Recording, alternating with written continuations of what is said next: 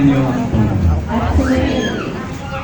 Mga minamahal na kapatid, limang muna tayo naghahanda ng sarili para sa pagdiriwang ng Pasko ng pagpapakasakit at kabuhay ng Panginoon. Sinikap natin unawangin at tuparin ang nagutan sa Diyos at sa kapwa-tao. Alinsunod sa aral at halimbawa ng Hesus Kristo. Kaysa ng Lord Simbahan, sinisimulan natin ngayon ng mga mahal na araw. Si Kristo ay matagumpay na pumasok sa kanyang lungsod upang tuparin ang kanyang gawain bilang Mesiyas at mapagsakit, mamatay at muling mabuhay para sa ating kaligtasan. Natin saliwain sa alaala ang kanyang pag-aalala ng sarili para sa kapwa at sundan natin siya ng may buhay na pananampalataya. Kaysa niya sa pagdurusa sa krus, tayo nawak at matagan at sa kanyang bagong buhay.